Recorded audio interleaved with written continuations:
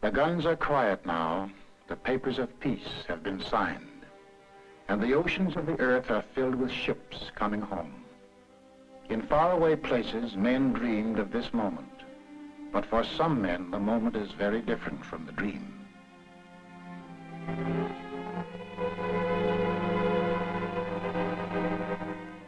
Here is human salvage, the final result of all that metal and fire can do to violate mortal flesh.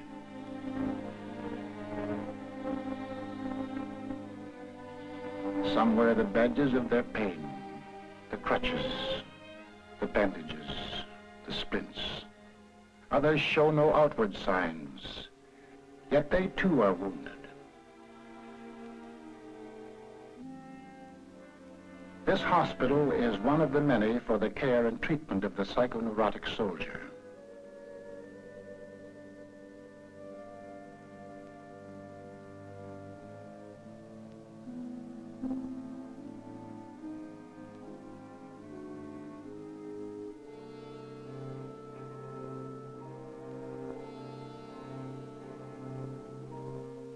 These are the casualties of the spirit, the troubled in mind, men who are damaged emotionally, born and bred in peace, educated to hate war. They were overnight plunged into sudden and terrible situations. Every man has his breaking point, and these, in the fulfillment of their duties as soldiers, were forced beyond the limit of human endurance. On behalf of the commanding officer and his staff of Mason General Hospital, I want to extend a hearty welcome to all of you on your return to the United States. There is no need to be alarmed at the presence of these cameras, as they are making a photographic record of your progress at this hospital from the date of admission to the date of discharge.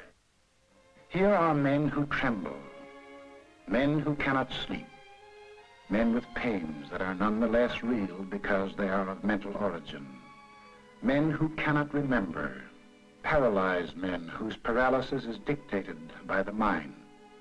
However different the symptoms, these things they have in common: unceasing fear and apprehension, a sense of impending disaster, a feeling of hopelessness and utter isolation.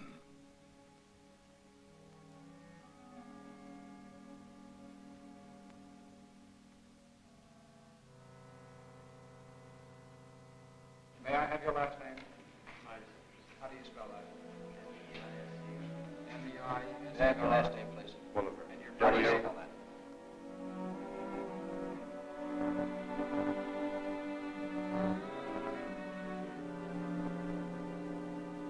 The psychiatrists listen to the stories of the men who tell them as best they can.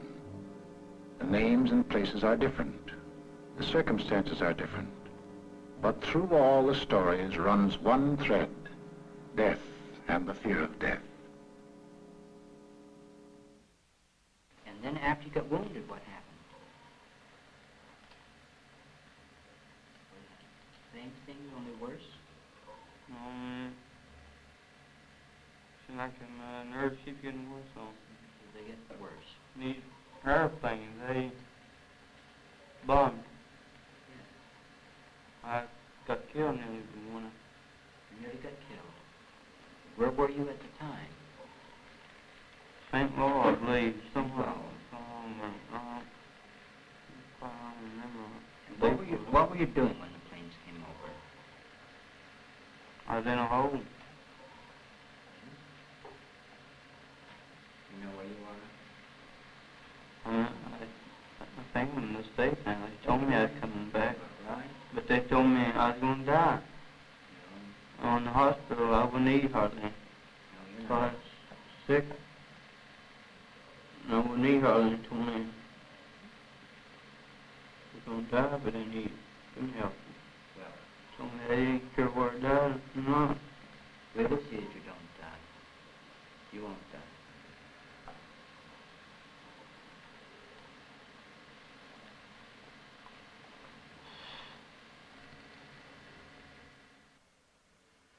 I lost my last buddy up there, Little Norman. He was second scouting.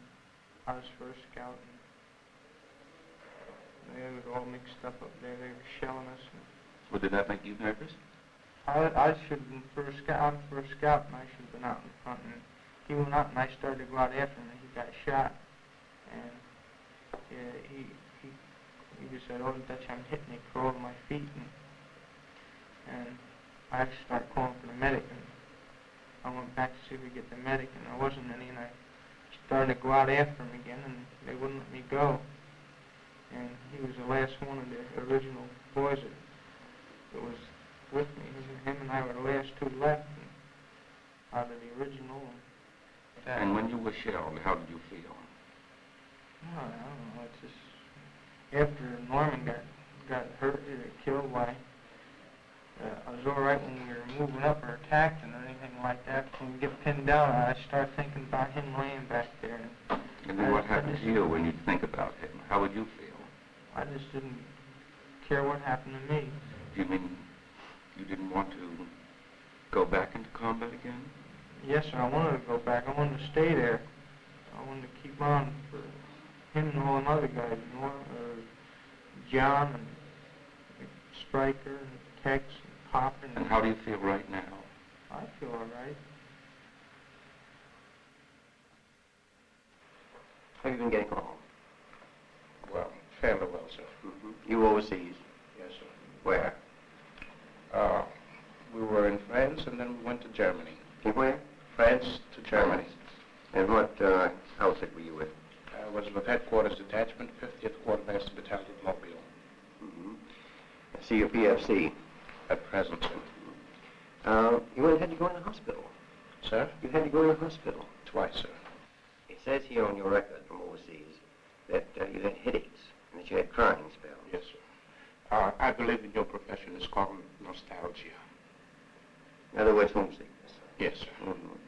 It was induced when shortly before the war, I received a picture of my sweetheart. Yes.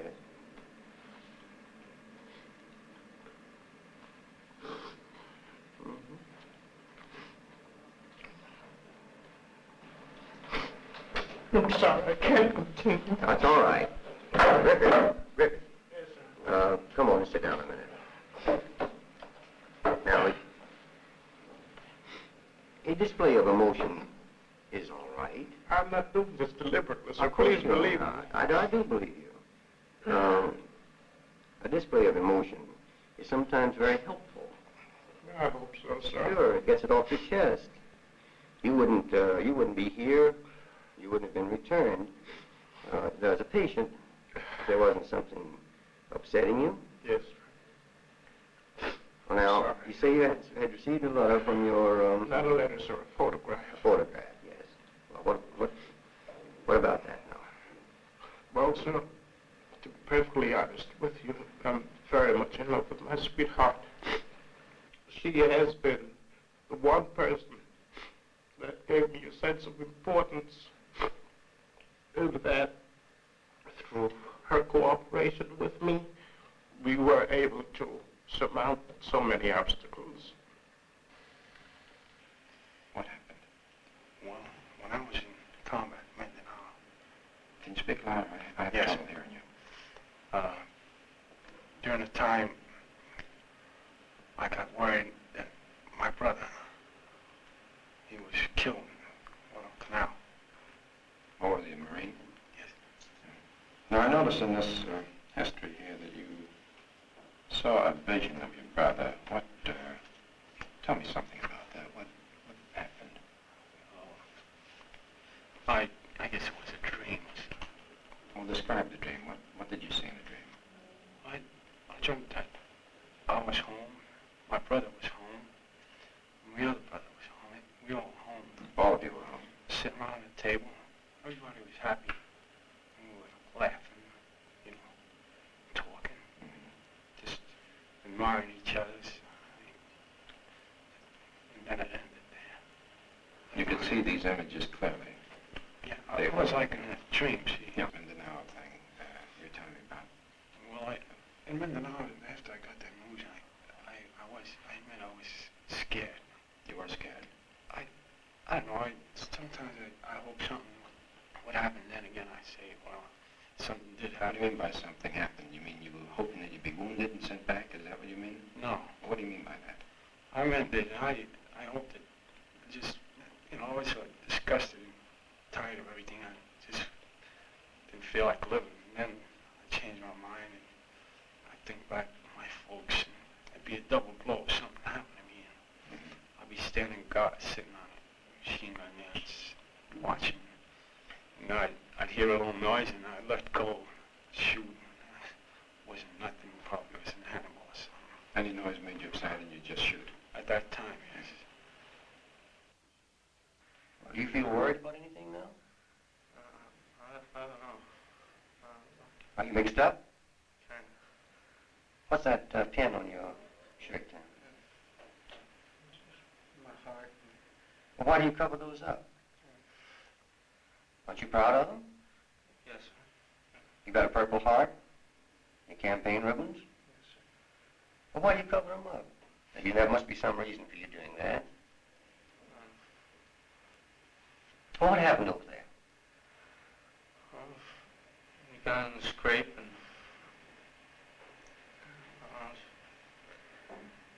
I was in the house there. Just got off the guard duty and it was Friday the 13th and we were sweating it out all day. Patrol came up, the German patrol, and they shot a Panzerfaust through the wall.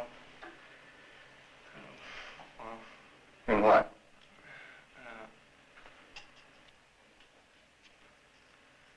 I was laying on a couch and right before it happened, I felt a little jittery, so I laid down on the floor. And when I got up again, the couch was all torn.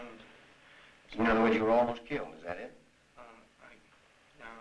Most gone right over my head. Do you feel conscious, that is, are you aware of the fact that you are not the same boy that you were when you went over? Do you feel changed? Yes. In what way? More choppy. How about with people? I used Hmm? to always like to have fun. I used to always be going places. I don't like to do nothing no more. How long were you overseas?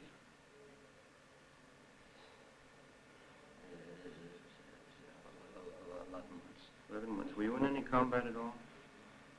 This is 6 months, yeah.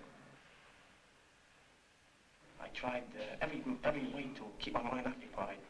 Reading, going to the gymnasium, going out with fellas and trying to become an extrovert, trying to get out of myself. But it seemed to me that I got worse and worse. And after a while, I developed, after the fear of insanity, I started developing fears of different sorts. Did you ever have similar pains before you got Never married? in my life. Have you ever been nervous before in your No, life? sir. Never. I was a solid man. Do sudden noises bother you particularly? I could just shake a little, but not that bad. Well, I guess I just got tired of living, you can put it that way. I had trouble sleeping, yes. Had dreaming of combat, you know. I just took off because I see too many of my buddies gone, and I figured the next one was for me. A man can just stand so much up there, see. Admission note. Poole.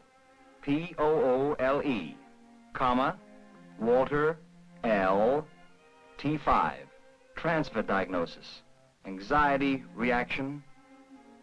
Severe. Active symptoms in remission. On this, their first night back in the States, each man who is able may make a long-distance call without cost. After months and years of silence, familiar voices are heard once again.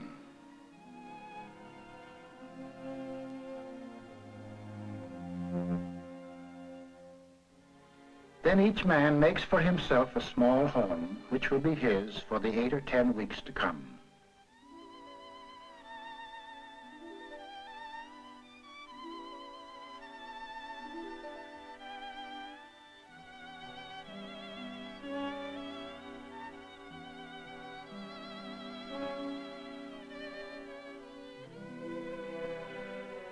Now in the darkness of the ward emerge the shapes born of darkness, the terror of things half remembered, dreams of battle, the torments of uncertainty and fear and loneliness.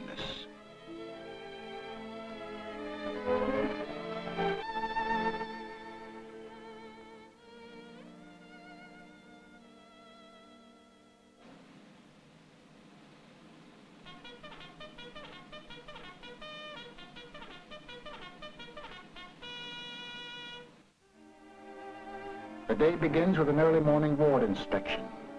The medical officer in charge checks the condition of every man.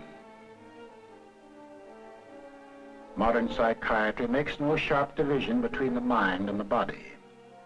Physical ills often have psychic causes, just as emotional ills may have a physical basis. Possibilities of organic disturbance in the brain are investigated by means of the electroencephalograph. The Rorschach test, the things that the patient's imagination sees in these cards give significant clues to his personality makeup. This looks sort of like a drawing of two women standing on a rock and waving their hands.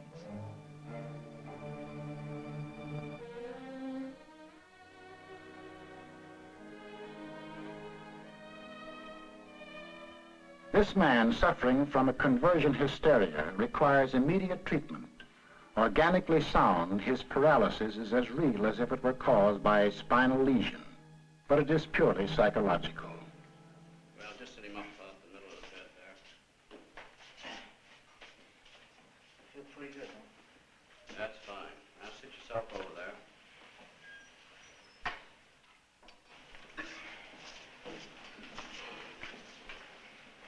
Now, can you move over just a little so I can talk to you? Yes. Now, what is the trouble? What's that? That's nervous. Nervous? Yes, it make me flinch like that. I see. How long has that been going on? Since Friday. Friday. Night. Come on suddenly or gradually? Suddenly, sir. How? Well, I started in the afternoon with crying spells. And, I felt something funny in my shoulders here. Back bothered me. I started to cry. I wasn't controlling my legs and my arms. Was there any reason for crying spells? I don't know, sir. Anything happen at home to bother you? Well, my mother's been ill. She has been ill. That's right. Does that worry you a lot? Quite a bit. Well, now, has this got anything to do with your mother's illness? Any reason why you should have that kind of reaction? No, sir, not that I know of. Unless my mother's illness might have brought this on. I tried to hold it while it hurts, but... I see. You've just been holding these things in. That's right, sir. No way you can control this at all? No, sir. Well, now, we're going to have to help you do that, of course. Let's take off this jacket here. Just slip that off. All right, now lie down on the bed.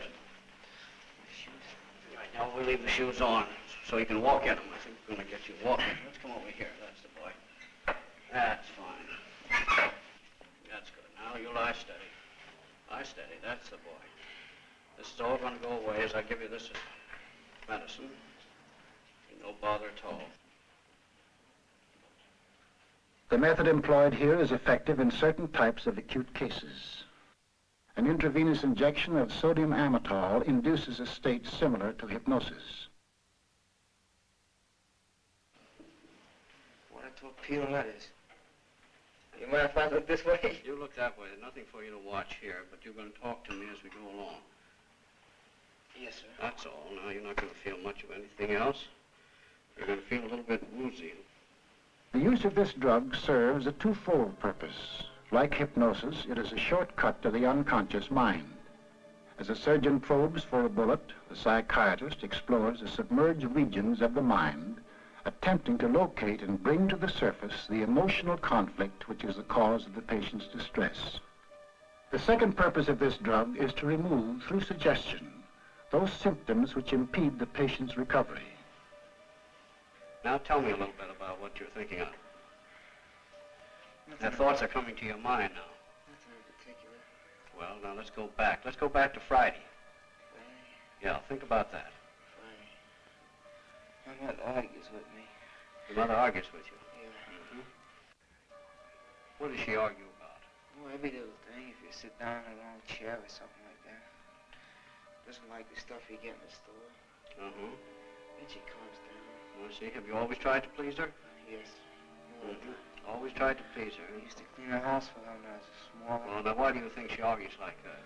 Because she she's must- sick? Well, she doesn't try to control her temper. I see. Mm-hmm. How about your father? He's a swell guy.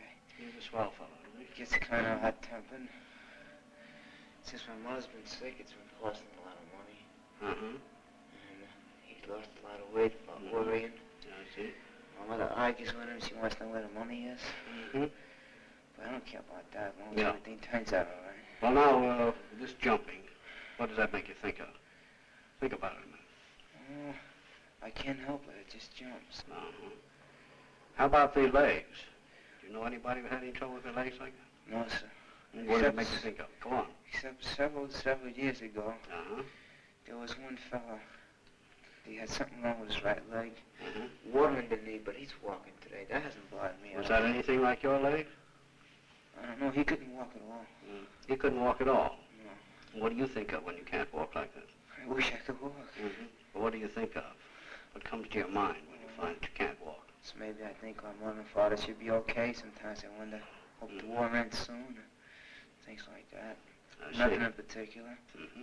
Now the shakes are gone now, haven't they? Yeah. How about your legs? They're good and strong. I feel all right. Move them. Let's raise them. Oh, I don't say but raising before, but I can't walk. Well, how about them now? They feel all right. They feel good now, as if you can walk in them, don't they? Toes feel numb. Toes feel numb, but that's going away, isn't it? Yeah. Gee. Mm-hmm. Raising them fine, isn't it? Yeah. Now you're going to be able to walk, aren't you? I don't know. Well, you're going to, aren't you? Yes, sir. All right. I'm gonna walk. I like walking. You love walking. I did. Always been very fond of walking. Now you found yourself unable to walk. Now you're going to get right up and walk. Right now.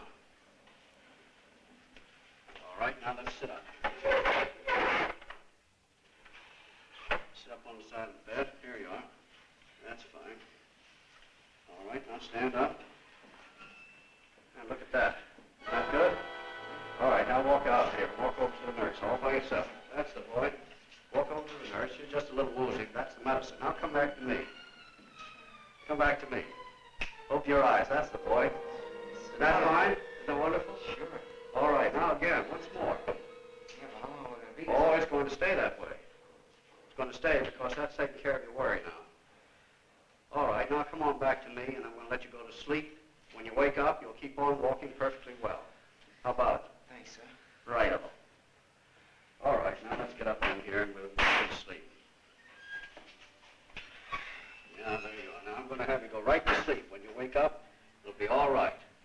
Thanks. All right, sleep, Girardi. The fact that he can walk now does not mean that his neurosis has been cured. That will require time. But the way has been opened for the therapy to follow. Now a new way of living begins, very different from the old one whose purpose was killing and trying not to be killed. Now in an environment of peace and safety, all the violence behind them, they are building rather than destroying. Men have their choice of occupational therapy. Some find relaxation in mechanical jobs. Certain types of cases obtain relief in precision work, which answers their inner need for order and certainty. For sons and daughters and nieces and nephews and neighbors' kids, hobby horses are turned out by the carload.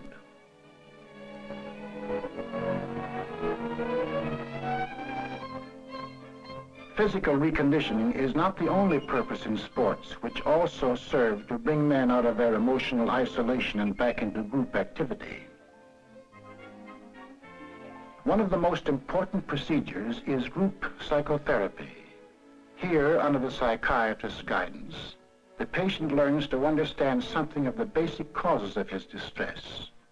As one of a group, he also learns to understand that his inner conflicts are, with variations, common to all men. And I think of it a little bit like this. We want to get you out of your own feeling of isolation, to get you to feel that you are like other people. In order to get to that, we have to use knowledge as one thing, and something else which has to be added, and that is an experience of safety. You could say it is almost the core of all our treatment methods. Development of knowledge of oneself with the accompanying safety that it brings. I'd like to see if we can get some illustrations of how one's personal safety would stem from childhood safety, and how the childhood safety itself would stem from the parents' safety. In my illustration, is that as a child, whenever I underwent any experiences that were frightening to me, I never told my parents. I kept it to myself. While I was alone at night in my room, I'd call on God. If I had done anything wrong that I was ashamed of, I was ashamed to go to my parents and tell them what I had done. So I kept it to myself. And I used to be in constant fear that my parents would find out my feelings. Well, I wonder if there's any of your mother's troubles that you would know about. No, my mother never gave any of the children any part of her troubles. Well, that would be the same thing that happened to you. She didn't tell her troubles, and you didn't tell yours. You took your troubles to God, and she probably did the same thing. Probably didn't even confide in your father. In other words, the kind of method that you used to get relief from anxiety was really, we'd have to assume, learned and felt right in your home, the same kind of thing. I think it was all caused by economic conditions of the world. I mean, people trying to compete with one another, trying to get a better job, trying to keep up with uprising, living, things like that have caused a lot of arguments in the home. Mother and father arguing about the price of the food, and that has a reflection on the children. Things like that. So I think that was one of the causes of worse. Not having enough food to eat, or the arguments between them? Both. I mean, there was... Which was the worst, though? Well, I guess the arguments. Sure, of course they are. Because I can't remember about the food. There you are. You can't even remember about the food or the lack of food. I have in mind my own childhood. We're coming from a moderate family. Moderate in the sense that the family had some sense of security. What happened there was we were told that myself, my brothers and sisters, we couldn't just play with any of the kids we wanted to play with unless their parents in turn had the equivalent of what our parents had. And as a result, we were kept in a narrow circle, very, very narrow. However, I have found that there has been a strong yearning on my part to break out of this environment, to be able to play with Tom, Dick, and Harry. I'd say the net result is like this. Your mother did not feel really so superior. She felt inferior when she tried to make you take the attitude you were better than the other children. So that now, certain experiences in the Army have brought that out more clearly because you've been thrown in with Tom and Dick and Harry and need to get along with them. It's not necessary to be in the Army. It's not necessary to be in the war. These kind of troubles have always gone on in all time, through all the centuries. You were going to say something. I never spoke until I was 7. Is that right? Yes, sir. And I studied very bad. At 14 and 15, I couldn't recite in school. They never talk. Can you explain how you get started to talk? How you began to get over that?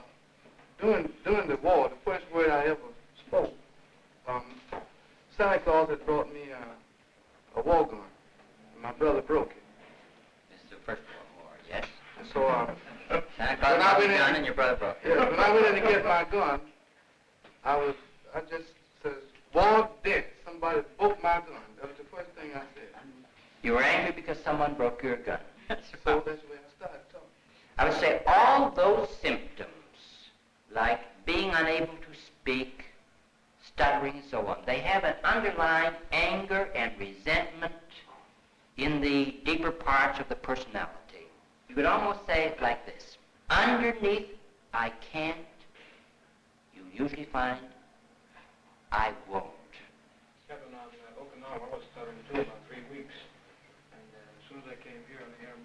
stop stuttering. You've stopped studying completely since you came here. Well, that's good. I don't know whether that's a tribute to the doctors or a tribute to your fundamental health. Yes, to my fundamental self.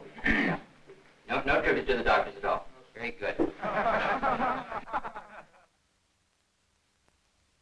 Some patients require special therapy. Hypnosis is often effective in certain types of battle neuroses, such as amnesia. This man does not even remember his own name. A shell burst in Okinawa wiped out his memory. The experience was unendurable to his conscious mind, which rejected it, and along with it his entire past. Through hypnotic suggestion, the psychiatrist will attempt to evoke them. Relax completely and put your mind on going to sleep. All right, now keep your eyes on mine. Keep your eyes on mine and keep them fixed on mine. Keep your mind entirely on falling asleep. You're going to go into a deep sleep as we go in. You're going to go into deep sleep as we go in. Now clasp your hands in front of you. Clasp them tight, tight, tight, tight, tight. They're getting tighter and tighter and tighter, and as they get tighter, you're falling asleep. As they get tighter, you're falling asleep. Your eyes are getting heavy, heavy. Now your hands are locked tight. You're locked tight. They're locked tight. You can't let go. They're locked tight. You can't let go. When I snap my fingers, you'll be able to let go. When I snap my finger, you'll be able to let go, and then you'll get sleepier, and your eyes are getting heavier. Now your eyes are getting heavier, heavier, heavier. You're going into a deep, deep sleep. You're going to a deep, deep sleep.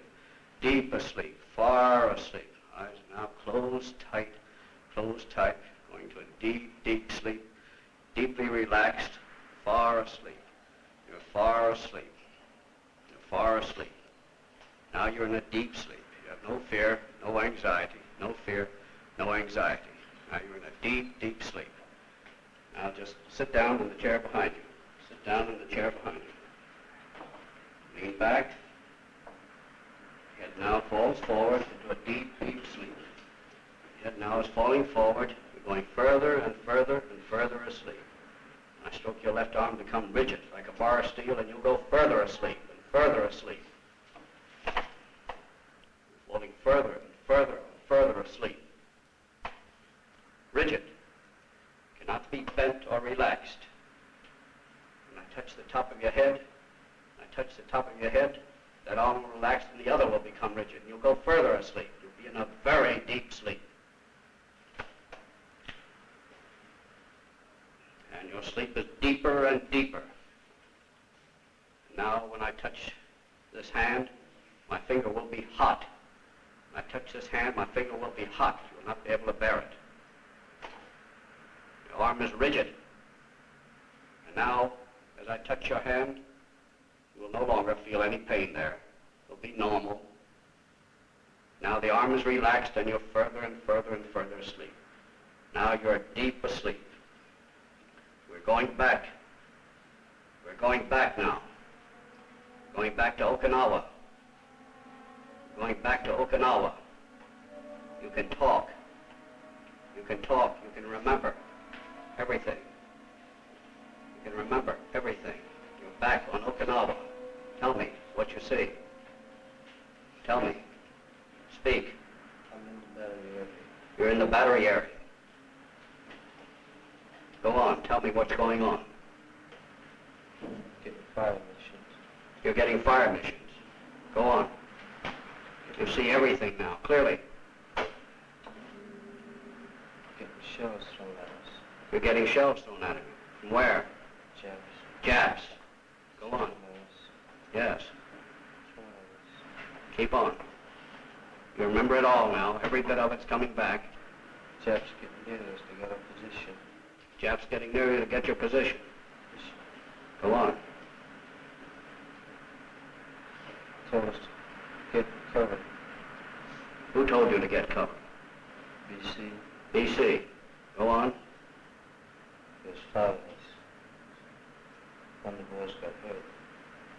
One of the boys got hurt. Took him away. I was running over to my gun position. Yes, go on. You remember it now. Tell me. It's all right now, but you can tell me. You can tell me. Explosion. Yes. You remember the explosion now. All right, go on. You carrying me. They're carrying you. Who's carrying you? Where are they taking you? Carrying me across the field. Across the field. Go on. Put me in a stretcher. Yes? Yes? Go on. There's no throwing shots. Yes? Can you hear them? You see them? All right. Where are they taking you now? Put me in a truck. Why are you fearful now?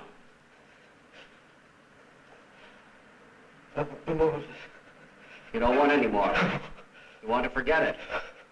But you're going to remember it because it's gone now. It's gone. You're back here now. You're away from Okinawa. You've forgotten it. But you remember who you are now. Who are you? Dolly, that's right. Full name now.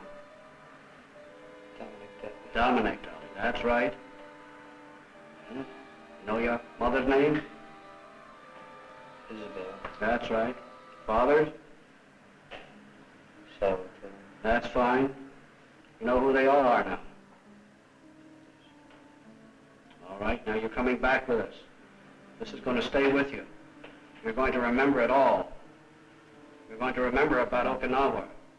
You're going to remember about the shells and the bombs, but they're gone. You're at ease and relaxed. There's no fear, no anxiety. When I wake you up, you'll be comfortable and relaxed, no pains and no aches. But you'll remember all that I've told you. All that you've remembered. You can wake now.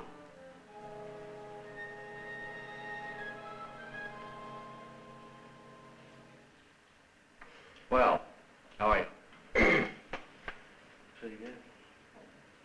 Under the guidance of the psychiatrist, he is able to regard his experience in its true perspective as a thing of the past, which no longer threatens his safety. Now he can remember. Well, Hofmeister, what's your trouble?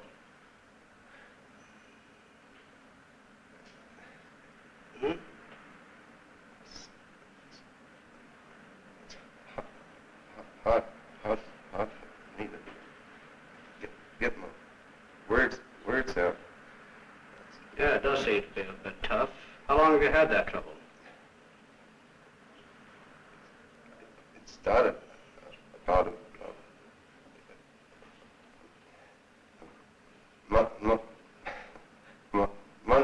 month ago. Where were you then?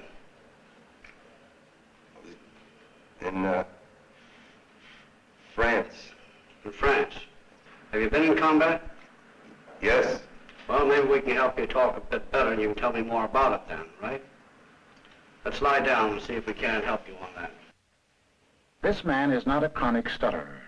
He suffers from a battle tension which the drug will attempt to diminish. Like the man who could not walk and the man who could not remember, his illness has an emotional basis. You're all comfortable now and relaxed. We're just going to give you some medicine here, and it's going to help limber up that tongue of yours. And this is going to make you feel a bit groggy.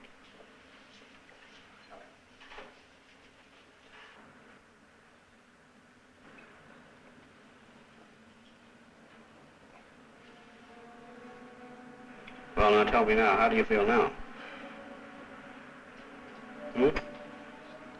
Make any difference in your feeling? Oh, it's just like seventh heaven. What is it? Tell me about it. Boy, I can talk. That's fine, isn't it? Talk! I can talk! That's good, boy. Listen, I can talk! Oh, God, listen, I can talk! Oh, there's nothing wrong. Oh, God, listen! All right, it's coming back now. You're going to take it easy. Oh, listen, I can talk! Just the way you always did, all right? God, listen! God, I can talk! Just the way you always did, Hofmeister. God, Keep right on with it now. Oh, nice! Let's take it easy now. Just talk just a little lightly now. Tell me, got any idea why you couldn't talk before? What's coming to your mind now? Tell me, what's coming to your mind now?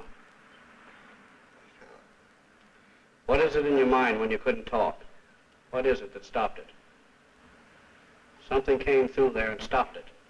What is it now? Think quickly. Think deeply. Let's go back. When was it you lost your speech? You had your trouble talking. Go back quickly.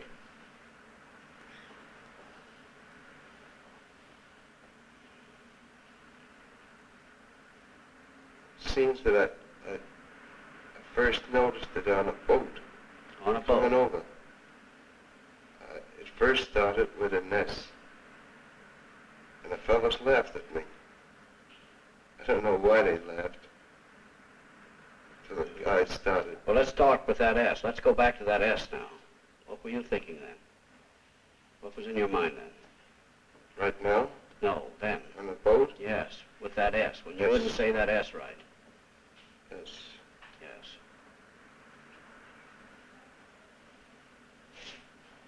The port side. Port side. Port side.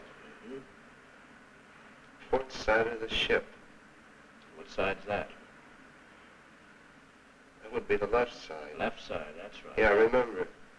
Because we were up there that afternoon and we saw the fishes. And we had some flying fishes. I came down and he said, I was telling the fellow underneath me about the ports that I had seen some flying fishes on the port side. He tried telling them about the flying fishes, and he stumbled over the S sound. And the fellows laughed at him. Think hard. S. S. What does S remind him of? S. S. He remembers. It is the sound he fears. The sound of death in combat. The sound of a German 88 high-explosive shell coming in. Now it is possible to proceed to the basic method of psychiatric treatment, discussion and understanding of the underlying causes of his symptom.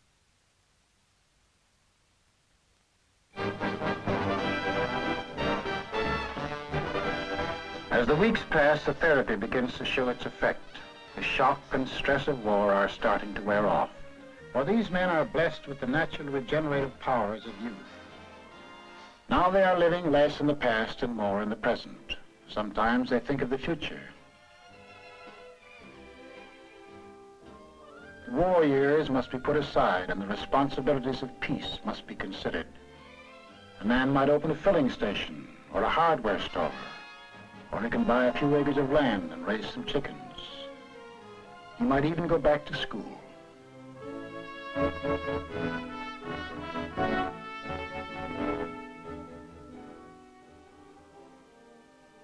Visitors' Day. Now the men resume their contact with the world outside. These are the people they are coming back to, whose lives are bound up with theirs. Without their understanding, all that has been accomplished in the last few weeks can be torn down. With it, their return to life can be doubly swift and sure.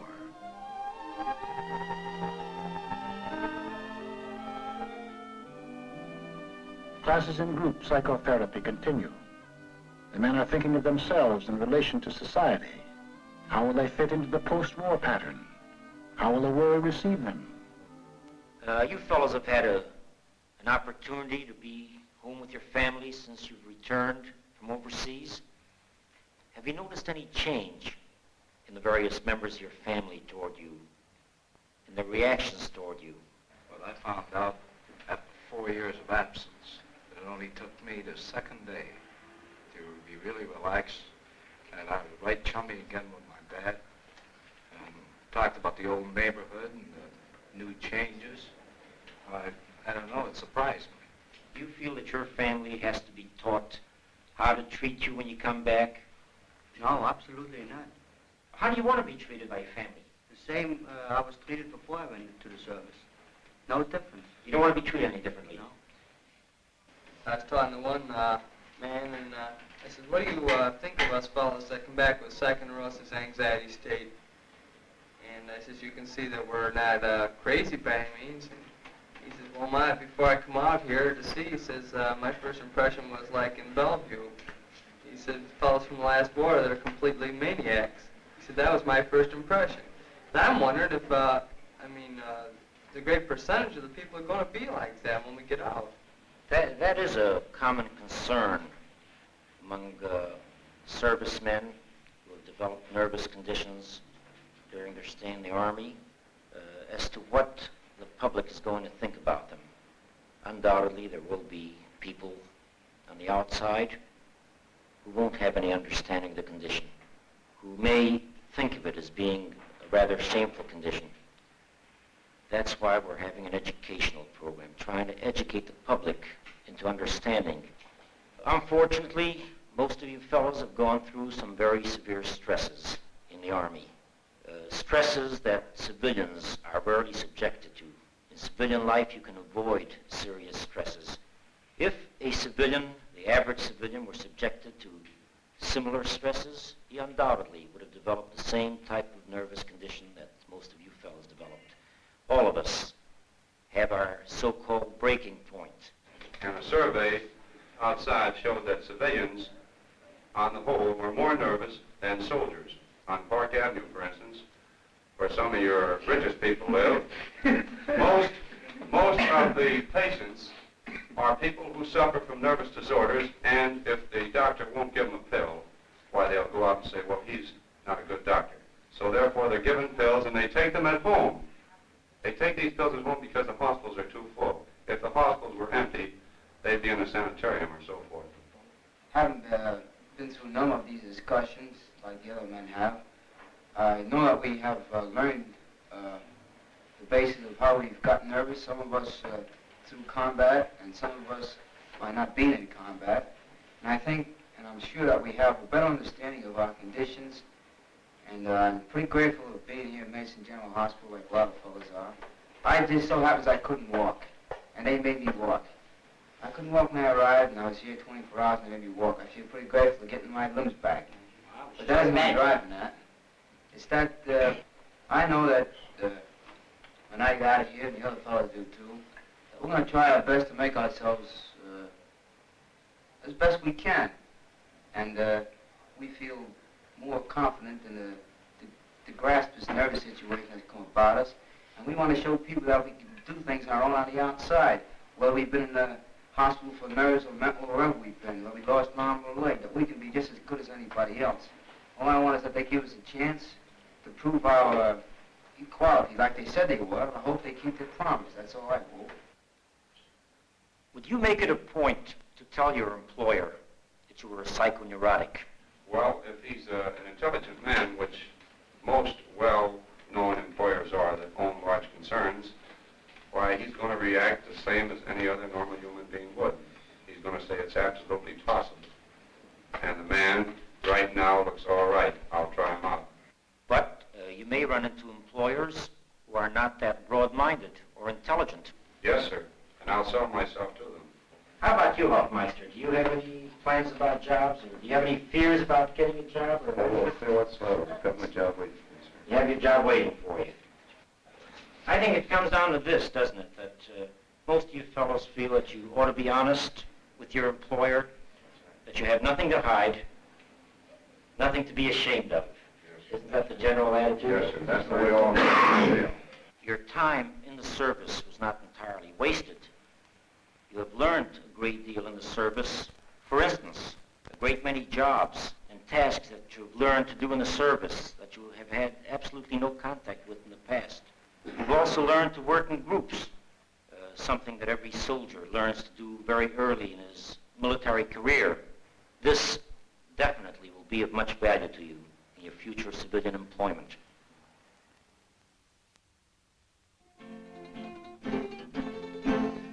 The weeks have slipped by fast. The first strangeness of hospital life has become routine. Sometimes a man learns something new. The Ranger always did want to play guitar.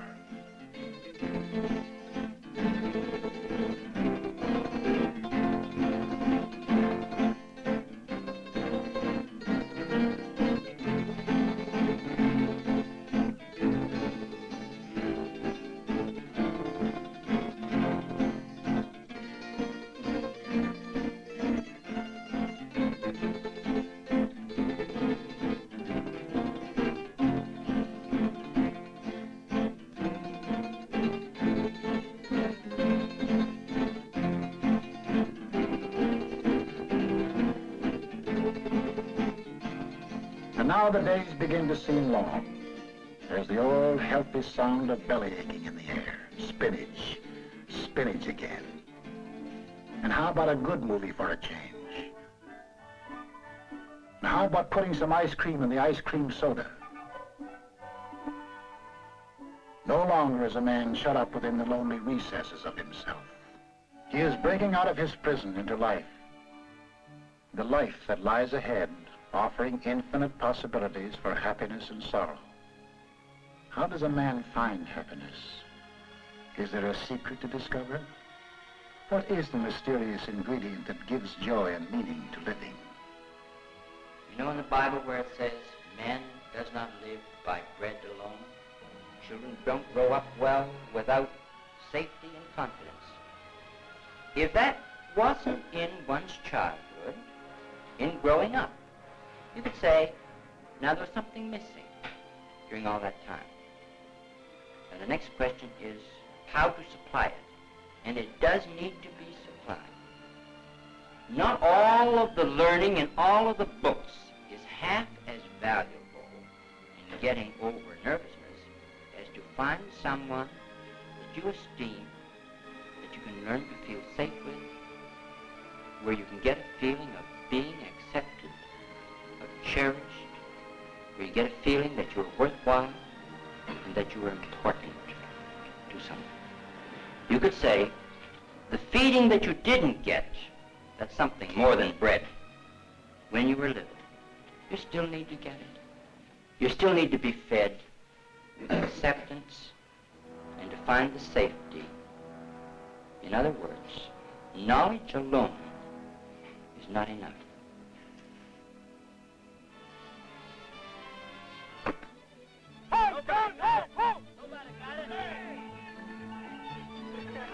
Get up!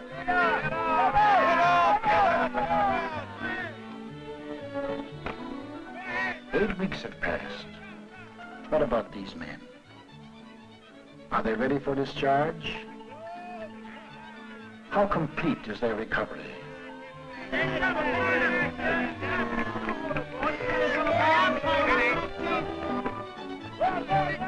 How about the boy in right field? I just didn't care what happened to me.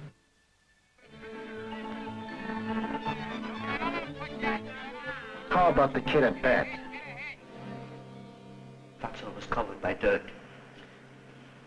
And I was covered up for 29 hours afterwards till they found me.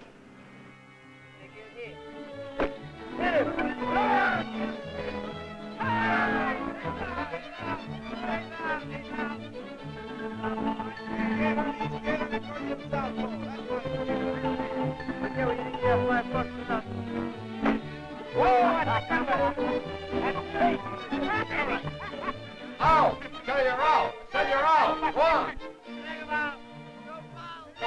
How about the umpire? I need to get my words out. You're out! Go on! Batter up! How about this kid?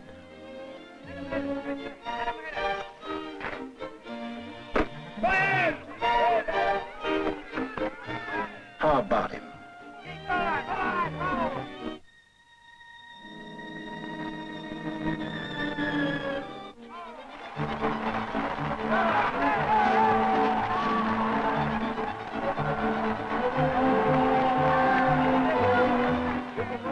Are they well enough to be discharged? That is for the doctors to decide at tomorrow's boarding.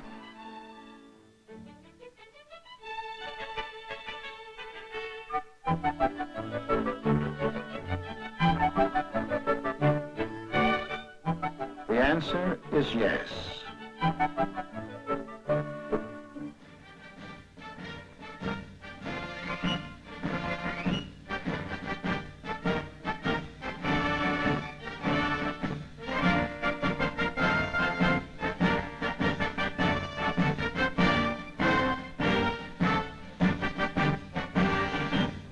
Men, this is your last military formation.